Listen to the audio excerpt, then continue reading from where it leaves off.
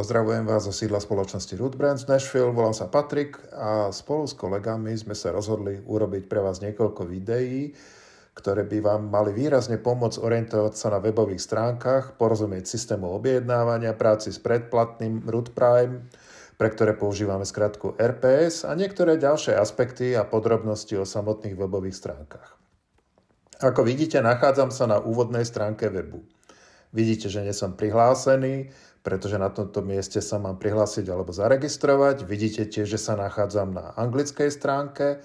Mám možnosť, ale iba na domovskej stránke, prepínať medzi angličtinou, nemčinou DE alebo francúzštinou FR. Ďalšie jazykové verzie budeme postupne pridávať, tak ako budeme skutočné aktivity v iných krajinách.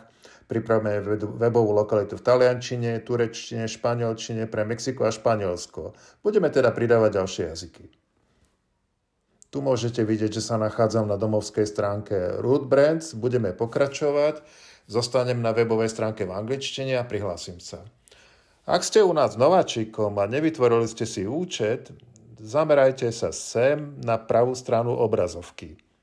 Bol som pozvaný. To znamená, že som dostal odkaz od toho, kto ma pozval. Ten odkaz pridám sem, ďalej zadám všetky informácie, vytvorajte si heslo, ktoré si zapíšete, zapamätáte a používateľské meno, ktoré môže obsahovať iba písmená a čísla. Žiadne číselné kódy, žiadne symboly ani medzery. A potom si sem zapíšete svoje meno a priezvisko a vyberte svoju krajinu. Sem kliknite na tieto 3 súhlasia, sem zapíšte iniciály, potom kliknite na tlačidlo registrovať, kliknite na tlačidlo registrácie iba raz, chvíľu totiž potrvá, kým systém vygeneruje účet, uvidíte, že sa kurzor presunie do hlavnej hornej časti obrazovky a systém bude pracovať. Môže to trvať niekoľko sekúnd, najviac 10. Počkajte a neklikajte znovu na tlačidlo registrácie. Keďže už mám účet v spoločnosti Root Brands, kliknem priamo sem. Ako vidíte, počítač si zapamätal všetky moje údaje, takže si už nemusím pamätať svoje použiteľské meno a heslo a hneď kliknem na tlačidlo prihlásiť sa. Vidíte, že sa dostanete priamo do svojho hlavného účtu. Tu je niekoľko kariet a vidíte, že niektoré z nich v tejto časti sú trochu iné ako v tejto časti. Tu máme objednávky, čiže ak ste nový zákazník, nebude tu nič. Ak ste existujúci zákazník, tu budú všetky vaše predchádzajúce objednávky, vaša adresa, čo sú v skutočnosti adresy, ktoré budete mať, vaša hlavná adresa, uistite sa, že je aktuálna, vaša peňaženka, kde môžete vidieť všetky svoje body, podrobnosti o vašom účte, tu sú všetky podrobnosti o vašom účte, vaše štatistiky v podstate predstavujú množstvo informácií o tom, ako zdieľate a ktorých nových zákazníkov ste získali. Potom sa vám zobrazuje aj genealógie. Karta dokumenty je takisto jedno z mojich obľúbených.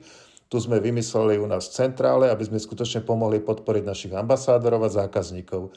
Aby sme ich mohli teda hlavne viacej vzdelávať o produktoch. Tu existuje aj pokyny na dávkovanie, máte tu všetky informácie o každom produkte. Vždy pred uvedením produktu na trh sem nahráme všetky informácie, ktoré vám pomôžu prehlbiť vaše vedomosti o danom produkte a najmä o jeho zložení. Je tu tlačidlo nákupu, na ktoré kliknete, keď budete chcieť nakupovať a potom je tu odkaz na odporúčanie, ktoré používate na zdieľanie a odosielanie informácií. Tu je karta ocenení, potom Root Prime, to je to známe RPS. Takže to je všetko, čo sa týka jednotlivých kariet. Prejdem sem a kliknem na tlačidlo nakupovať a prejdeme na nakupovanie. Poďme si to v krátkosti prebrať. Tu je prehľad všetkých našich výrobkov a zistíte, že priamo sem môžete kliknúť na vložiť do košíka alebo pridať do RPS. Funkciu vložiť do košíka používame pre individuálne objednávky. Ide o jednorazový nákup. V takom prípade sa nemusíte zaregistrovať ani vytvárať predplatné, ide iba o jednorazovú objednávku.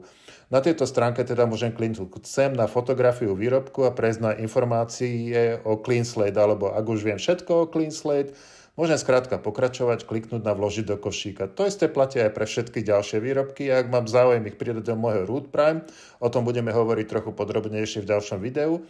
Jednoducho by som pokračoval a klikol na tlačidlo pridať do RPS. Môžete vidieť, že výrobok sa načíta priamo sem a ak ho budem pridávať do RPS, systém to spracuje umiestni sem a môžete si zobrať košík RPS. Takže to sú dva odlišné spôsoby, ktoré si môžete preskúmať, ako zadať objednávku, ako zadať objednávku RPS. O tom budeme hovoriť trochu podrobnejšie v nasledujúcom videu. Ďakujem za pozornosť.